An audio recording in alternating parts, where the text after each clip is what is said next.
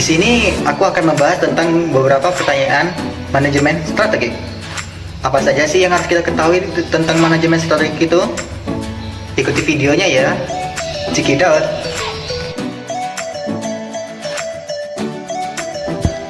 Yang pertama, kita akan membahas apa sih manajemen strategik itu? Menurut Peirce, pada tahun 1997, manajemen strategik adalah pengumpulan dan tindakan yang menyebabkan perumusan dan pelaksanaan rencana yang dirancang untuk mencapai tujuan organisasi.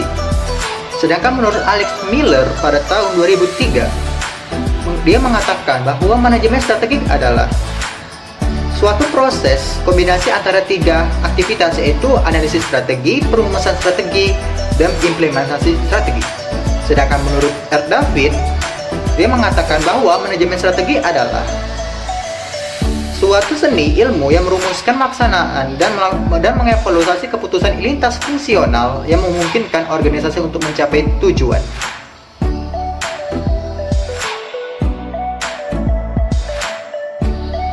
Lalu, apa saja sih manfaat manajemen strategi bagi perusahaan?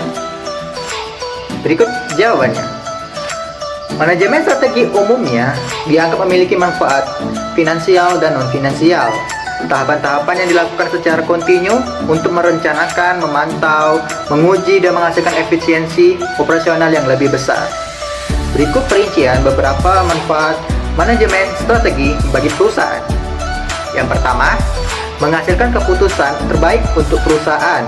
Yang kedua, meningkatkan kemampuan perusahaan menghadapi tantangan. Yang ketiga, merangsang motivasi kerja dari karyawan dengan melibatkan karyawan dalam merumuskan strategi. Yang keempat, lebih peka terhadap ancaman dan tantangan eksternal. Yang kelima, meminimalisir masalah hambatan dari internal maupun eksternal. Yang keenam, menciptakan proses organisasi yang lebih efektif dan efisien. Yang ketujuh, mengembangkan kemampuan adaptasi perusahaan dalam kondisi bisnis yang dinamis. Yang kedelapan, mendapatkan pendapatan yang maksimal dari efektivitas dan efisiensi proses bisnis.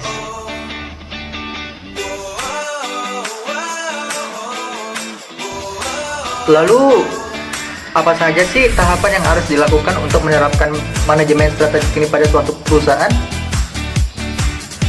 Terdapat 3 tahapan proses manajemen strategik oleh David pada tahun 2011.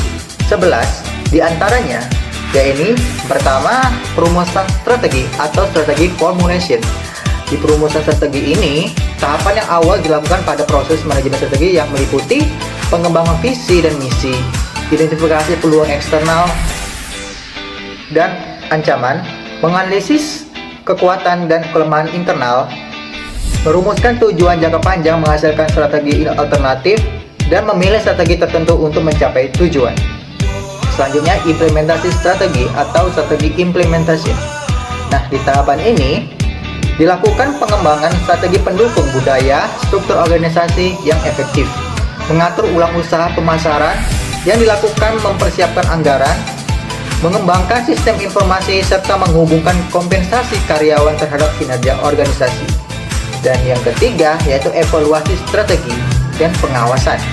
Tahapan pengawasan terhadap seluruh aktivitas perusahaan, apakah sudah berjalan sesuai dengan perencanaan strategi yang dipilih, menggunakan metode analisis perbandingan kondisi pencapaian aktual yang dibandingkan dengan pencapaian awal. Lalu, bagaimana sih hubungan antara manajemen strategi dengan keunggulan bersaing itu?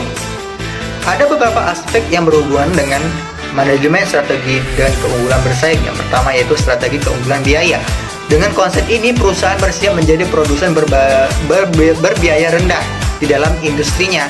Sumber keunggulan biaya bervariasi dan bergantung pada struktur industri.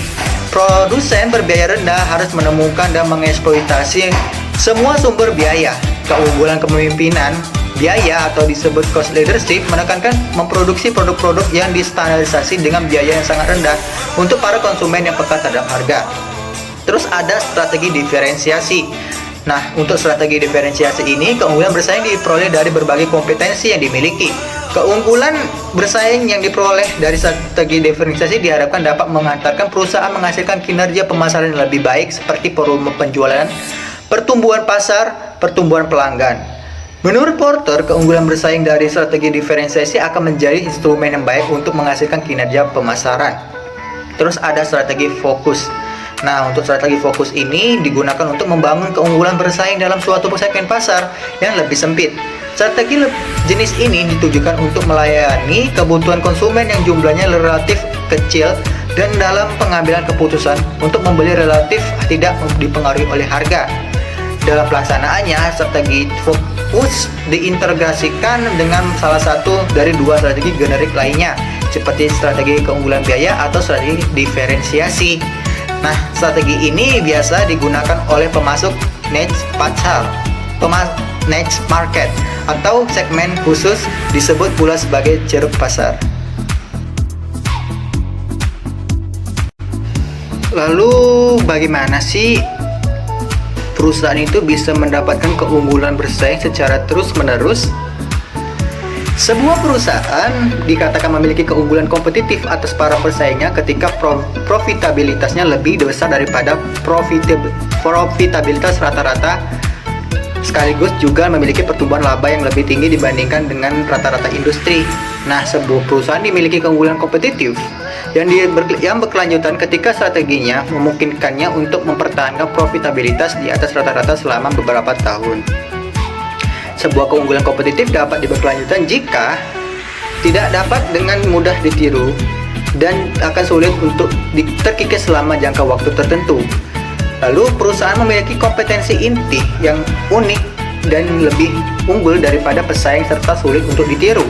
Lalu memiliki sumber daya yang unik untuk mendukung kompetensi inti perusahaan tersebut.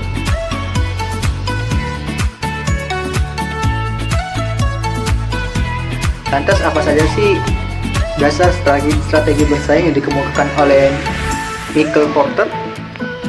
Terdapat dua hal utama yang mendasari pilihan strategi bersaing. Yang pertama adalah daya tarik industri. Untuk keuntungan jangka panjang dan faktor-faktor yang menentukan itu, tidak semua industri menawarkan kesempatan yang sama bagi keuntungan yang berkelanjutan.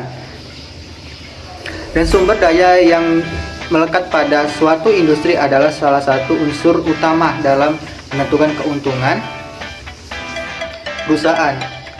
Hal kedua dalam strategi kompetitif adalah siapa penentu strategi kompetitif.